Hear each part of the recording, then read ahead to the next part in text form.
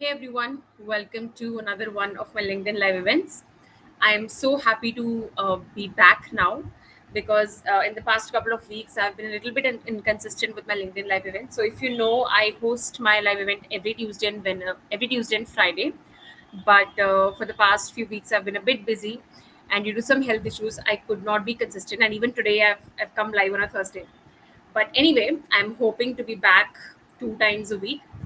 Anyway, so, if you are attending this live event for the very first time, how this live event goes is that I will be explaining to you a topic in depth, and you can ask me any question that comes up for you, right? You can either ask me in the middle, or you can ask me at the end of the live event. You can either ask me in the comment section where the live event is going on, or you can DM me while the event is going on as well, because I do check my inbox, because some people like to ask questions in the DMs and not really in the comment section, right? So, as usual, I'm just going to quickly see whether my audio and video is visible. If you can see me, just let me know in the comments that you can. I'll just quickly check.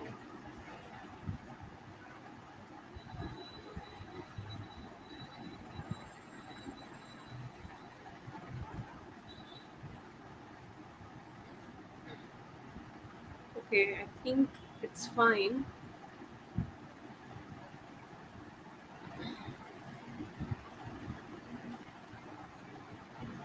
Yeah, I think it's okay.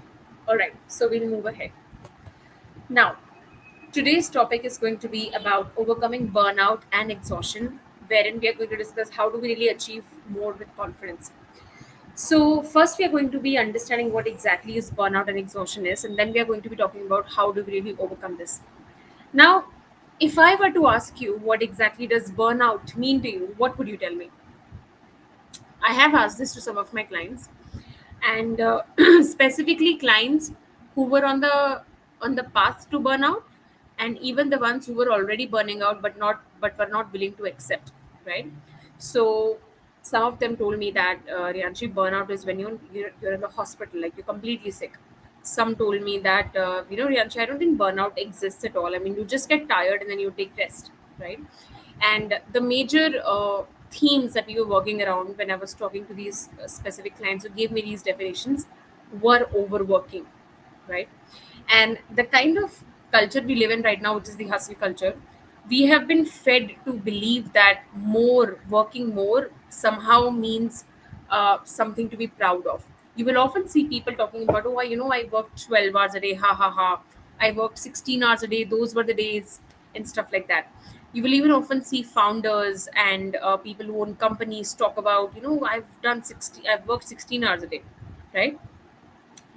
The context here is, it's not really about the hours, but you have to understand that when something is spoken with a certain emotion, there is a certain notion that sort of forms around it. And specifically about working more, it's always spoken with a sense of pride in corporate culture, even in businesses. People take pride in the fact that I'm working so many hours, because deep down, and not just deep down, in fact in general, we believe that working more means that the person is smarter, or the person is more successful, or the person is doing something worthwhile, right? So basically there is this inherent belief that our how valuable we are as human beings are attached to how much we really work. Now, if you really think about it from a place of face value, it may make a little bit of sense, because we have an economy to run, and when we add more value, it benefits everyone. But that's not really the case with burnout, is it? When it comes to burnout, it is when people take on work which they don't really have to justify this sense of I'm working so much in their heads, right? So, burnout is a complete mental and physical and emotional breakdown, right? It is when you emotionally feel extremely exhausted, you mentally feel very exhausted, and you physically also feel very exhausted, right? You become completely disengaged. That's the definition of burnout. And a lot of people think that, oh, I have not reached that stage yet, I'm just mentally exhausted, I'm just emotionally exhausted, I'm not sick yet. And that is where I wanted to know that burnout happens in stages. Okay, the very first stage of a burnout is starting to lose interest, starting to feel disconnected with your work, starting to feel that I don't really find any meaning in what I'm really doing, right? So you tend to lose your sense of why, right? You don't know why you're working, you don't know why you're doing what you're doing, you're just doing it. That's the very first stage. It's called mental disconnection, mental disengagement from your work. Step two is when you start to feel emotionally exhausted and a little bit physically exhausted. Emotionally exhausted in the sense that you start to feel anxious, you start to feel a little bit depressed as well. You start to feel this sense of emotional numbness, where you feel that I don't know who I am at work anymore, right? There's this sense of numbness that comes in. And the last stage, right? And again, in the second stage, along with emotional exhaustion, you start to experience physical exhaustion in the sense that you may get aches, right? You may get body aches. You may start to feel that, okay, my body's feeling stiff, I am getting consistent headaches, I'm getting consistent backaches and stuff like that. The last stage is what is called a complete physical exhaustion, which can also land people in a hospital, right? Here, a person has a complete mental breakdown. The person's body completely wears out. The person starts to develop terminal illnesses as well. And basically, their body tells them that you cannot stop, but I cannot go on long either, right? So the body gives up. What tends to happen with burnout and very prominent in our hustle culture is that we tend to think from our egos, right? And our ego is like a toxic boss. It keeps on demanding, nothing is ever enough for it. And our body is the honest employee, right? And he keeps on fulfilling the demands of our brain, our ego. And it comes to a point where the toxic boss keeps on demanding and the employee cannot keep up anymore, because your mind keeps demanding, but who has to pay the price? Your body has to pay the price. And that is what happens to people who burn out. They forget that it's not their egos that exist within them, it's also their bodies. They become so egocentric, they become so um, focused on what the output is, they forget to think that who is actually paying the price for it. It's my body, right? Because it's so easy to demand things, but who is going to fulfill that demand is something that not a lot of people think about, right? So let's talk more about how does a burnout really occur. Okay, so before that, if I were to ask you, who do you really think is responsible for a burnout? What would you tell me? Is it external environment? Is it your boss is pushing you? The culture is very toxic. The culture is very high powered, and everything is just urgent. Or is it you? Who really is responsible for a burnout? Often, people think that it's the culture. People think that we are in companies that are very cutthroat. We are in companies that are very demanding. We work with bosses that are very demanding, and I agree to an extent. Yes, your external environment does force you into a place where you may burn out, but the confirmation of the burnout, right, the acceptance of the burnout, that okay, I am going to burn out, it's a decision you make for yourself. And that is why, even though the external environment may be like that, the final decision is always yours. You choose to burn out, you choose to exhaust yourself, you choose to come to a point where you are so consumed by work that you have absolutely no sense of what my life is really about, where my life is really going. And again, very unfortunately, it is something that people take pride in, right? It is something that people feel that, oh yeah, I don't have a life, I have just married to my work, and it's looked at as something to look forward to. It's something that's put on a pedestal. And forget being politically correct for a moment. Let's really think about it. Is it not sad? Is it not sad that you have to earn your rest? Is it not sad that there is nothing that you see beyond work? Is it not sad that your entire identity is just around your work? And tomorrow, if you were to die, like God forbid, if something were to happen to you, your work will go on. The world will not stop. So, is it not sad to run behind something that temporary? When we think from a place of ego, we only chase highs, right? And that is what happens in the hustle culture as well, right? We chase highs. We want to feel good about ourselves. We want to feel proud of ourselves always. So we work for it. But we don't really ask, why am I really doing this? Or what am I really doing this for? And when you stop asking these questions is when the burnout starts to creep in. because you have to understand that your external environment has similar effect on you the way you have, the effect on your external environment. At any point of time, you share a power dynamic with everything in your life, right? Even if you're in an environment, you have a power dynamic there. Either you can let the environment overpower you, and or you can overpower the environment. But the question becomes that why are some people not able to state their needs? Why are some people not able to influence their environment? They get influenced by their environment, yes, they get influenced by people around them, but who are they able to influence the environment or not? Because if you see, there are a lot of people who are in the same culture, but not all of them are burning out, right? There are people who are able to state their needs. There are people who are able to make work life balance. There are people who are able to say no to work, say no to, no, my life is not just about work, I have different roles to play. What is the difference between these people and the ones who are burning out? That is what we really need to start asking. How are they really functioning? Because when you start to blame your external environment, when you start to see my boss is like that, my culture is like that, what you're really doing is you're shrugging off responsibility. You're shrugging off your own role in your own suffering. So, the one question I often like to ask myself that has kept me very grounded and that has always helped me have a growth mindset is, I always ask myself, what is the role I am playing in my own suffering? So, if you are someone who's very prone to burnout, I urge you to ask that to yourself. In what ways are you creating your own suffering? What are the thoughts you are thinking? What are the things you are doing? What are the ways you're functioning that is creating your own suffering? So, coming back to the original question, who is responsible for a burnout? Is it your external environment or is it your internal environment? External environment is everyone outside of you. You're the culture, the bosses, the managers, your partner, everyone else. Internal environment is your relationship with yourself. See, external environment affects you temporarily, but a permanent shift always happens to an internal environment. So, burnout is always a decision you make, either consciously or unconsciously. Either you are aware that you are doing it, but you cannot stop it, or you're not even aware.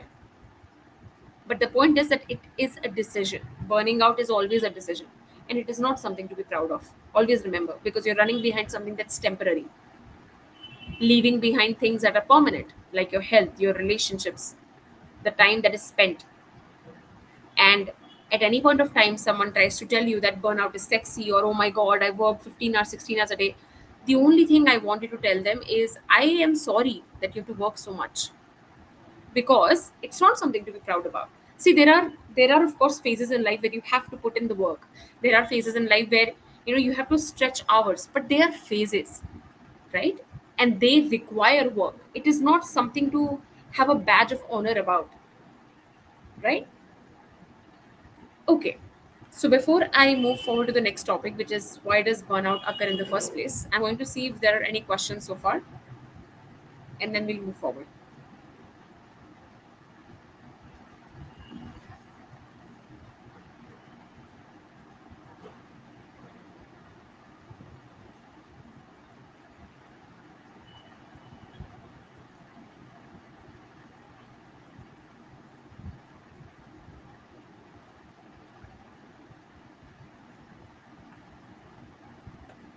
Everyone around me celebrates it.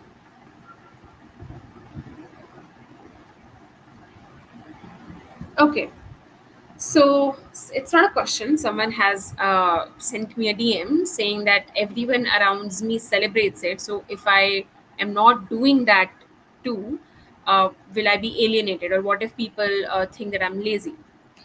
Okay, so that's a very valid comment and a very valid concern. And you need to understand that at any point of time, your job is not to fit in, because you can never fit in. You can never ever do everything right. You can never ever do something that will make other people accept you. What you can do is be unapologetically yourself, and every single time you are unapologetically yourself, you inspire other people. The moment and this is so simple yet profound at the same time, is that the moment you come to a place where you feel like, I want to impress the other person, is when the other person is never going to be impressed. But when you come from a place that I don't want to impress anyone, I don't care what, uh, you know, Other people are really thinking about me, I am confident the way I am. That is when people are impressed with you the most. That is the irony of it. So if you're ever worried about whether people will accept me or not, know that they will not, because you're actually worrying about it. People will accept you when you accept yourself, right? And there is really no nothing called culture, or nothing really called what is right or what is wrong. Right or wrong is nothing but a group of people agreeing that okay, this is right and this is wrong. So there is factually no right or wrong. So you don't really have to worry about whether I'll be accepted or not. What you really need to be is yourself. And the moment you start being yourself, you will automatically find that people will be impressed by you.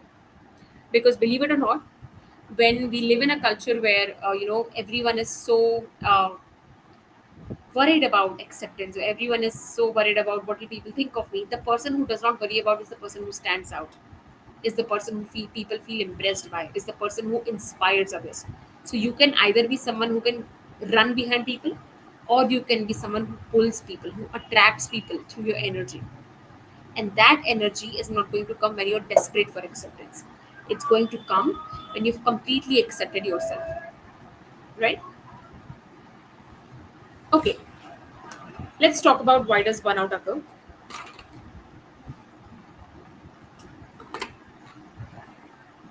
So the very first thing and the most obvious one is the inability to say no.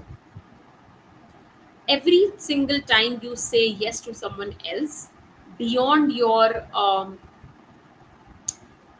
how do I put it, boundaries, you say no to yourself. And that's something that a lot of people who burn out don't understand, because they cannot say no. And the reason they cannot say no is because there is a deeper reason, right? See, when and there are multiple layers of it. The very first thing I would like to discuss is people pleasing. When you're a people pleaser by nature, when you believe that if I say no, the other person will get hurt. If I say no, the other person may think that I'm selfish. If I say no, the other person may not give me the promotion that I want. If I say no, the other person is going to think I'm lazy. When no is attached with so much burden, you're always going to find it very difficult to say no.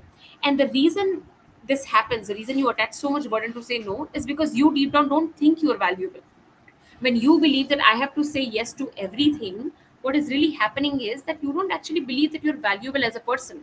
That your one no can cost you your job, your one no can cost you, some very big opportunity, or that you will miss out, right? So this is one of the biggest reasons why people burn out, because they don't really know what how much they're actually taking on. They have no sense of boundaries. They keep saying yes to people, specifically to authority figures as well, because they are always worried that if I say no, what will happen. They're always worried about the consequence. Another thing we see as to why this can happen, and I've done actually a completely separate live event on people pleasing, so you can watch that under the section of my live events. Is people pleasing is a very learned behavior, and it often comes from suppressed trauma.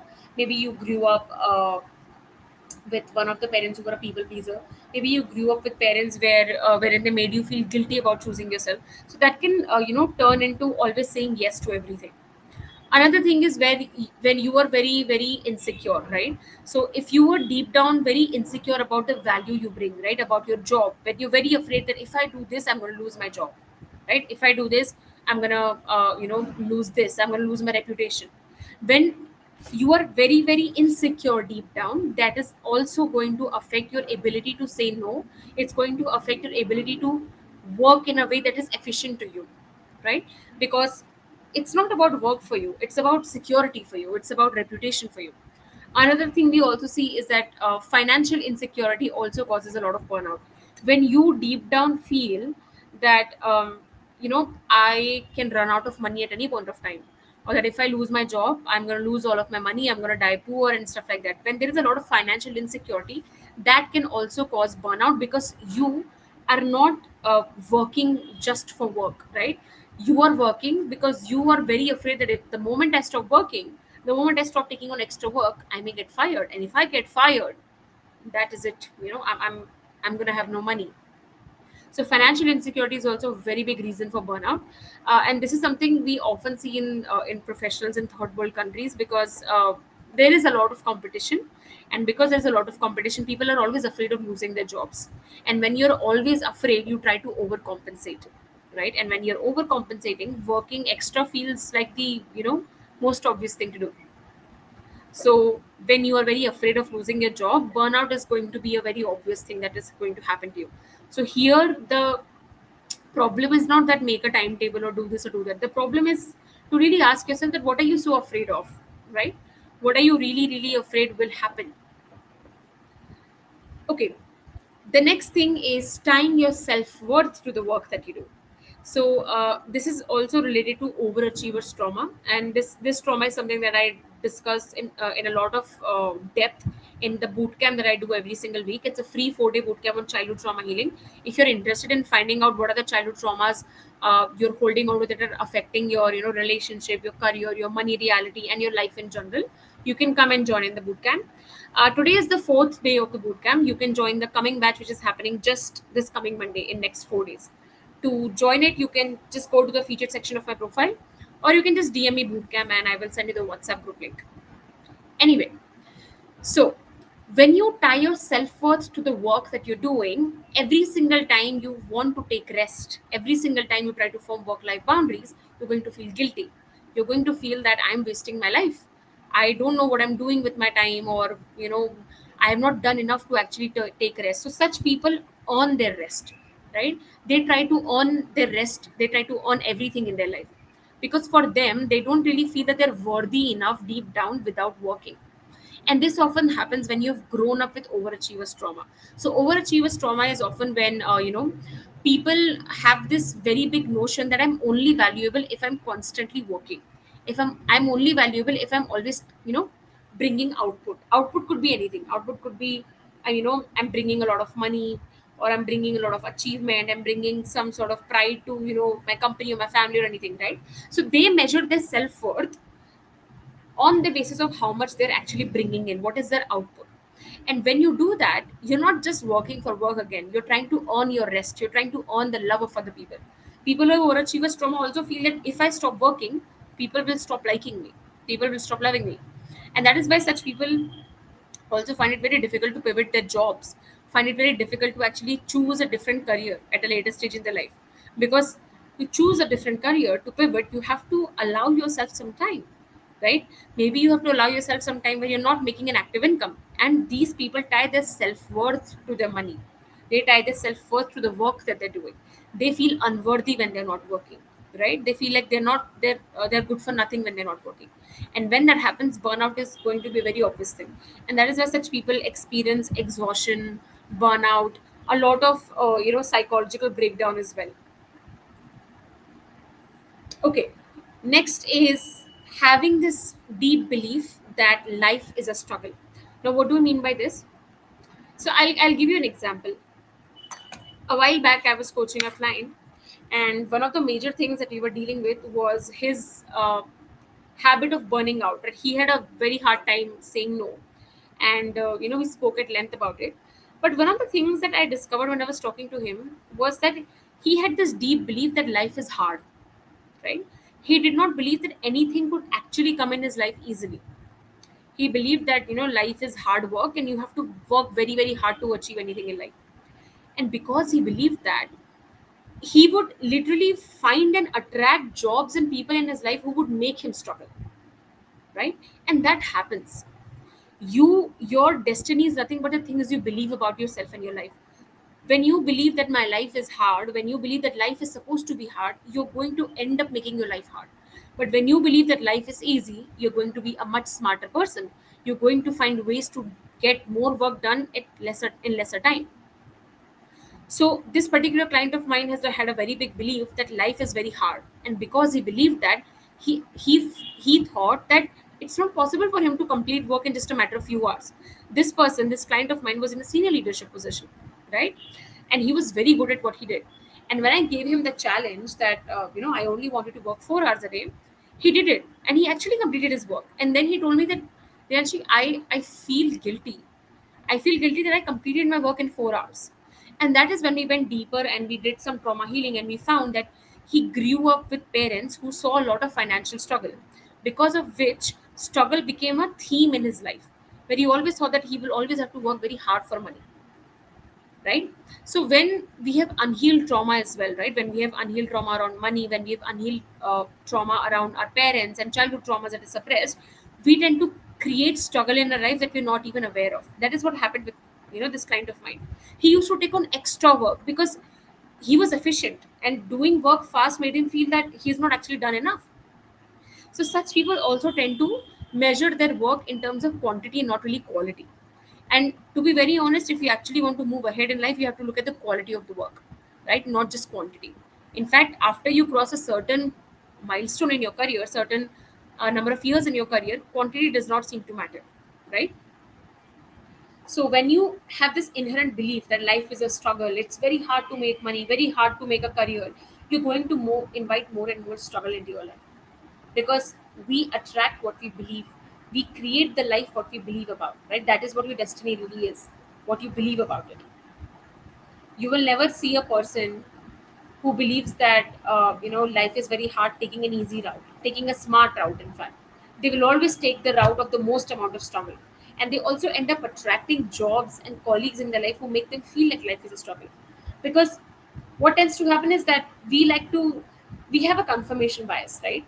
And whatever we think about, we like to confirm it through the environment. So if we are not actively struggling, we will seek out struggle to confirm that belief in our head that yes, life indeed is a struggle, which happens to a lot of people who burn out. They don't believe that life has to be a struggle.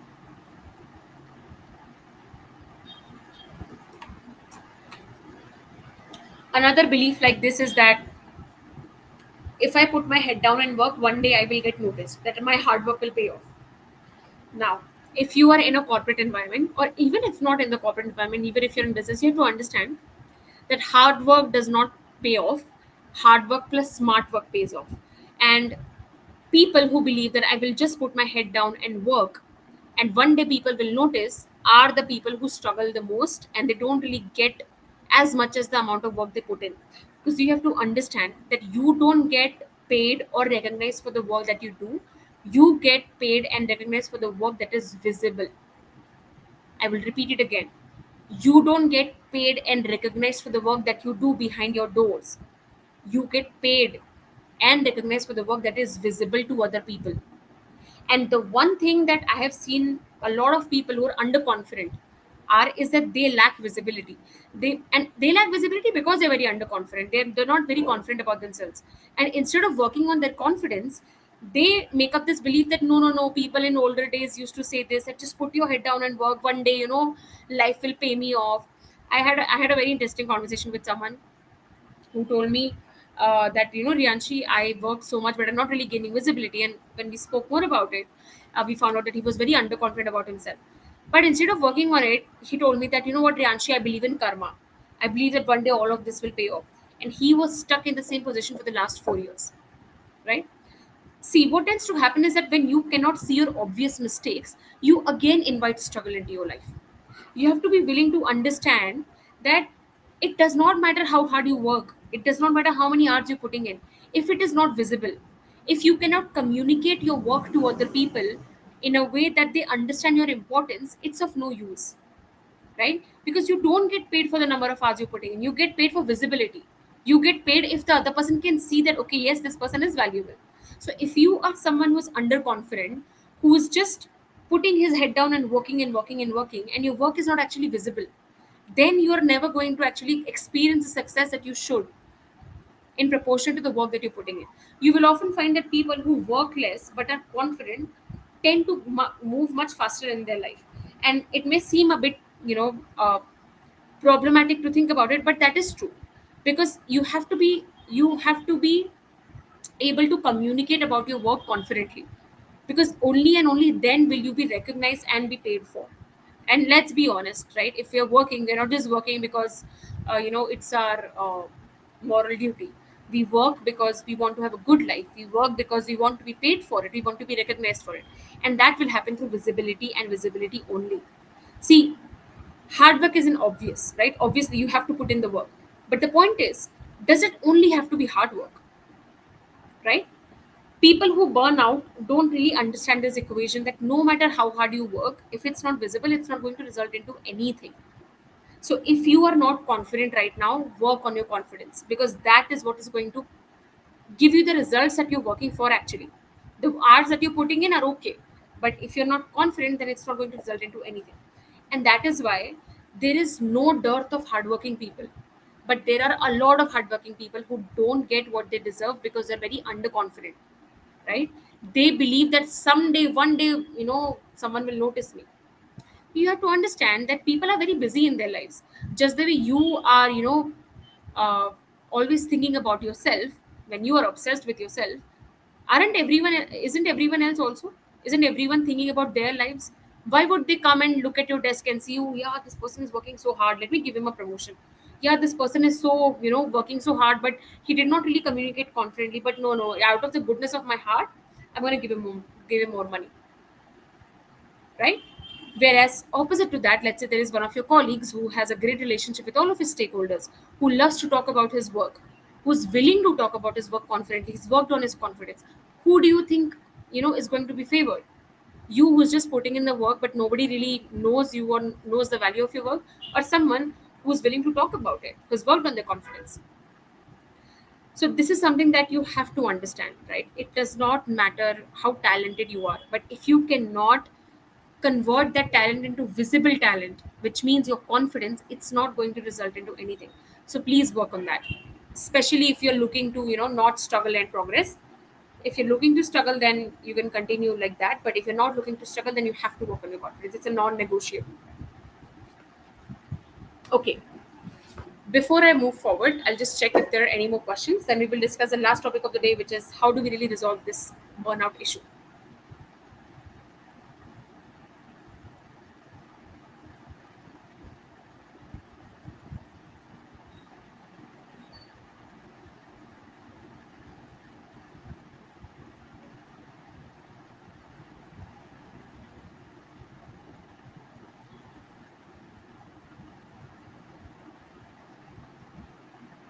I'm afraid of losing my job if I say no to upcoming projects.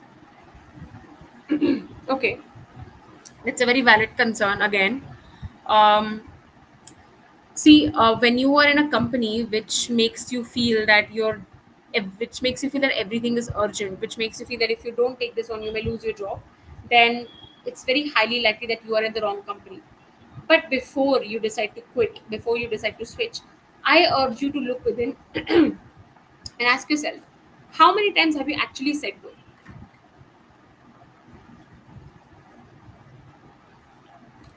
How many times have you actively set boundaries?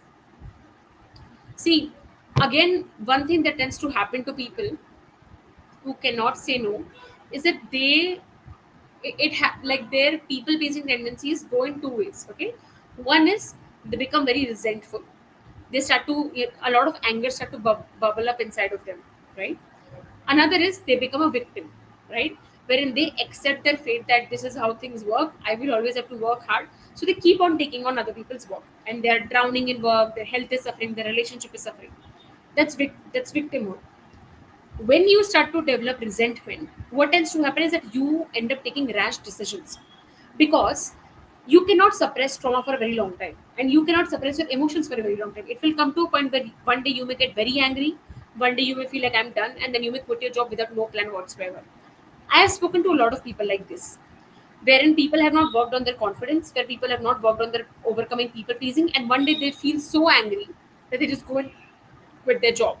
And then they find out that, oh my God, I don't have a job at hand. And now I will have to, struggle. So when you don't work on your, issues, one day it comes to a point that you reach a brink and then you take a very rash decision. And then it affects your career as well. So please don't do that, right?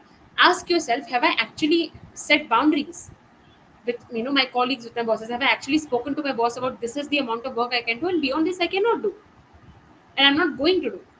Have you set boundaries with your colleagues that you cannot contact me after 7 p.m.? Because if you have not set boundaries, you cannot just blame your company. There will always be something then. Tomorrow you may go to another company, maybe your boss is great, but your colleague is not. Are you going to switch again? Are you going to change your companies again? Are you going to quit again? So before you go on to take rash decisions like quitting, switching the company, because that is the last option, right? Obviously, Please first look within. Have you actually done something about your issues? Have you actually learned to say no? Have you actually learned to become confident? Because if you have not, then there is no point. Again, you're going to repeat the same pattern. There will always be someone who will try to overpower you when you yourself are not willing to take a stand for yourself, right? Okay, now let's talk about how do we really resolve the burnout issue.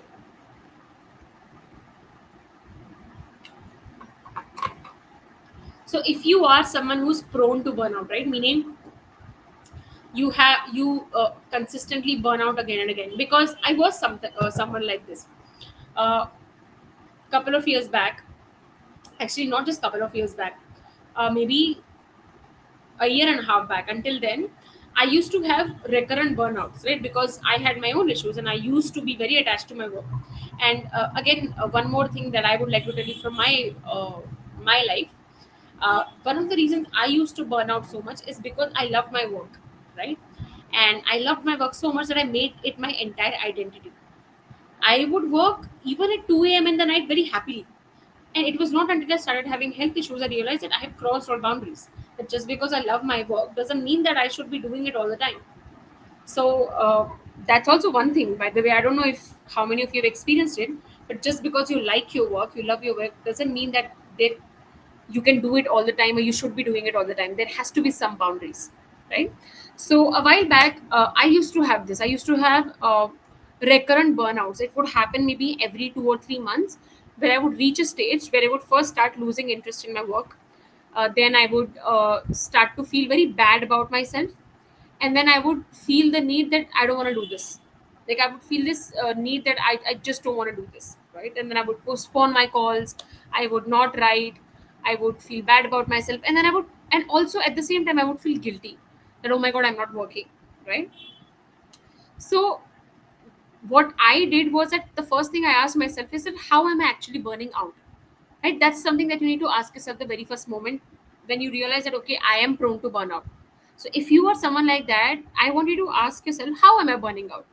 When I asked myself that, I found out that the reason I would burn out is because I used to compromise on the holidays I used to have. So as a coach, I work on Saturday Sunday, but I'd taken off on a Monday and sometimes Tuesdays, because most of my clients are, like you, working professionals, and they prefer meeting on weekends. So what I used to do is that if someone requested that, I would like to have a session on a Monday, I would not say no to them, right? I would feel this weird sense of obligation that I have to be available all the time, or this weird sense of obligation that, I love my work, so why am I saying no? I should just say yes. So I started compromising on my off days as well. Another thing I saw that I was doing was that I would not actually take completely off from my work, which means that even if, let's say, I have decided that, okay, Monday is going to be an off for me, I would still open LinkedIn. I would still, write content. I would still study, right? Because I also study, and I would still, reply to my clients' text. So I never really switched off from work, right? Maybe on the face of it, I used to tell people, yeah, yeah, I have an holiday on Monday.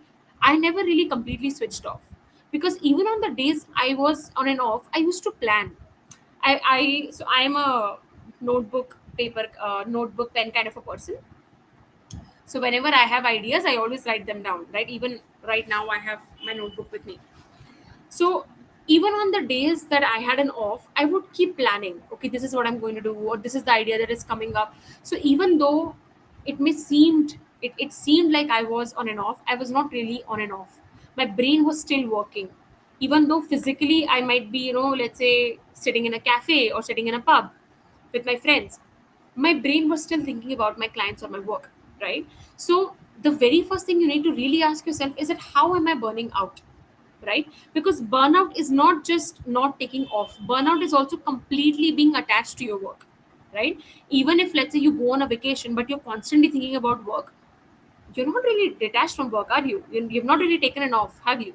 So please ask yourself, how am I burning out? It was not until I reflected that I realized that I I was never on and off completely. I was just always thinking about work. Or if I was not thinking, I was feeling guilty that I'm not working. Right? So Ask yourself, how am I burning out? In what ways am I crossing my boundaries? In what ways am I still attached to my work?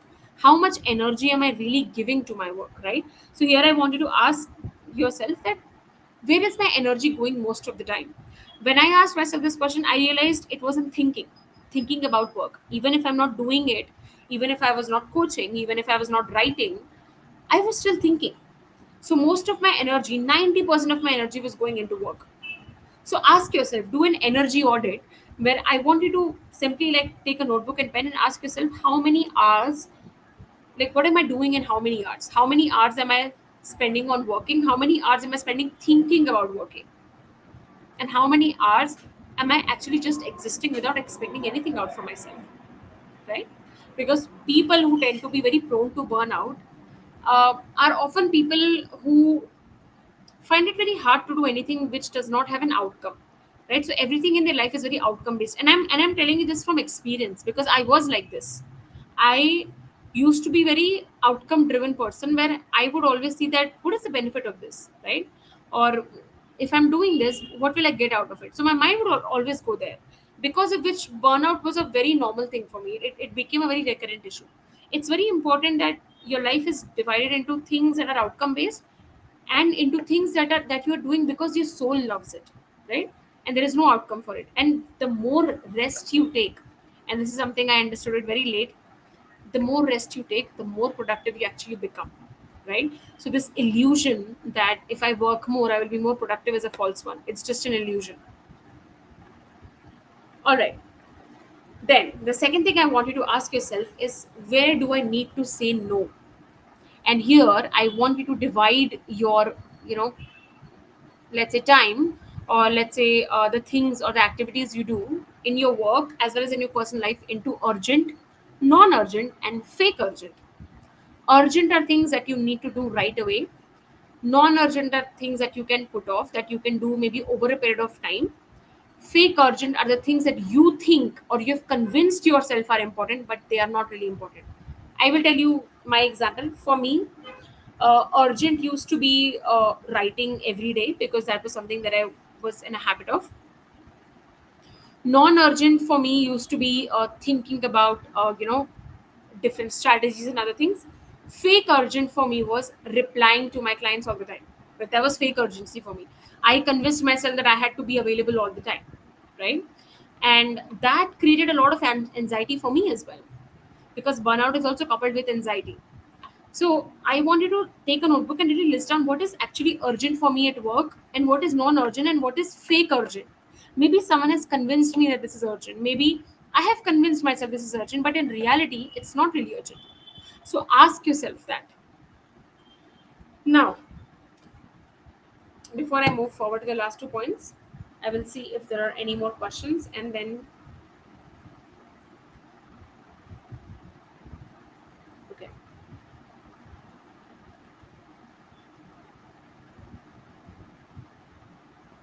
I find it difficult to say no. How do I say no without feeling guilty? Hmm. So I've discussed this in depth in the live event of people pleasing trauma, and this is something that I've also discussed in the boot camp. So you can come there. But often when we feel guilty when we are saying no is when we feel that my needs are not important enough, right? And there is always some sort of trauma attached to it, either belief or trauma. Belief is easier to change. Belief is when you believe that my needs are not that important. So when that is the case, I would like you to go with the affirmation that I have nothing to prove to anyone, and as valuable as anyone else, right? I have nothing to prove to anyone, and I am as valuable as anyone else. So you can start with that affirmation every single day. Now, the deeper cause to this is people pleasing trauma. It is often when we grew up in a household where we were made to feel that our needs are not important, where maybe we grew up with a lot with dominating parents, or parents who did not let us choose ourselves. So when that becomes the case, we tend to become people pleasers, and saying no becomes very, very difficult, right? So when that is the case, undergo trauma healing, work with a coach, and learn how to say no gently, right? It doesn't have to be something that you have to force yourself into. You have to allow your body to believe that you actually are worthy, right? Okay. Now, the next question I want you to ask yourself is, what do I feel when I have to form work life balance? What do I feel? And this question is extremely important because, see, forming boundaries is not a big deal, right? Jotting down a timetable, deciding that these are the days I'm going to work, these are the days I'm not going to work, is easy. It's not hard. The hard is the instant feeling that comes up when you're about to say no, just the way this particular person also said right now. Hard is when you want to form work life balance and you have the temptation not to. So, personally speaking, when I asked myself that, what do I feel when I decide that, I'm not going to work today, and I'm just not going to work today. The instant feeling I used to get was a FOMO, fear of missing out. I used to feel that if I taken off, or if I'm not there when my clients want me to be there, or let's say something has come up, and the choice is between my boundaries, my work life balance, my personal time, and this demand of work. If I choose myself, I'm saying no to work, which means I'm losing out on opportunities. So I had a fear of missing out, which is why taking breaks for me was very difficult, right? So please ask yourself, what do I feel when I have to say no and when I want to say no? And when there's a temptation to choose work over my personal time, what do I feel in that moment? That feeling will give you more information on what kind of mindset you're operating from, right? Because it is not until we fix the feelings around our timetable, around our life, will we actually be able to follow through. Because making a timetable is not a Herculean task. Saying no is also not a Herculean task. It's the feelings you have attached to it. When I feel guilty if I say no, obviously I'm going to avoid it at all costs. But if I say very easy saying no, then I will be able to say no to everyone, right? So you have to understand what is the feeling that is behind this resistance that you have when you have to say no, or when you want to say no but you're finding it very hard. Now, the very last thing is, okay, before that, another question, another layer of this question is, I wanted to ask yourself, what am I afraid of? What will be the worst thing that will happen if I stop working so much? What is the worst thing that is going to happen? And I really want you to ask yourself this, in a deeper reflection, that what is the worst part of slowing down? What would be the worst part if I just work for 5 hours a day and not 10? And this may seem counterintuitive, because then you may think that, oh, it's so easy to work less. I mean, I would be so happy. Believe me, for people who are addicted to work, it's not. And I'm telling you again this from experience, because I've been there. So I did that. I asked myself that, what would be the worst part of just working 5 hours a day? And I realized it was my thoughts. My brain at that time, when I was, overworking all the time, it was not going at a very healthy pace, right? My thoughts were not very healthy at the time. If I was not working, I was worrying about working. I was worrying about being left behind. I was consuming social media and feeling bad about myself. I was experiencing fear of missing out. So one of the reasons I used to work so much, and this I realized later when I did a lot of trauma work as well. The reason I used to work so much was because I didn't want to listen to my thoughts, because my thoughts were so uncomfortable. I was so tired of worrying that I would rather work than worry. And that is why I was so afraid of actually slowing down. Because for me, slowing down did not mean slowing down. For me, slowing down meant I would have to confront my thoughts. I would have to actually sit with them. And that was very difficult for me. For one of my clients who I helped overcome this, overachievers trauma and also burnout, for him, it was his relationship. He had a difficult relationship with his wife, and he used to work so much because he didn't want to actually somewhere accept that, okay, my relationship is not going well. Moreover, he used to feel very helpless about the situation. So surprisingly, when we worked on his relationship with his wife, his habit of overworking and burnout went away. Similarly, when I worked on my uncomfortable thoughts, my habit of overworking went away. So ask yourself, what am I really afraid of? What will happen if I stop burning out? Am I afraid of failure? Am I afraid of losing my job? Am I afraid of what will people think of me? Am I afraid of, fear of, am I afraid of missing out? What am I really afraid of? That is where the real work needs to go in with your coach. And the last part of the equation is heal your traumas. Because unless and until you have actually experienced powerful coaching plus trauma work, the permanent shift in your behavior that you want will never really happen, right? So heal your traumas around whatever is keeping you attached to your identity to work so much, right? Heal your traumas around people pleasing, heal your traumas around the overachievers trauma, and other different things that come up in your coaching calls, right? Now, for today, that is it. I will see if there are any questions whatsoever, and I will see you hopefully coming Tuesday. And if you're someone who wants to have a conversation with me, I am a life coach and I help you overcome your anxiety and become the most confident version of yourself with ease. If you need my help, you can book a one on one session with me. Simply DM me coaching. And if you would like to join the free bootcamp on childhood trauma healing that happens every single week, you can again DM me bootcamp or just go to the featured section of my profile, LinkedIn profile, and you will find all the links there. Okay.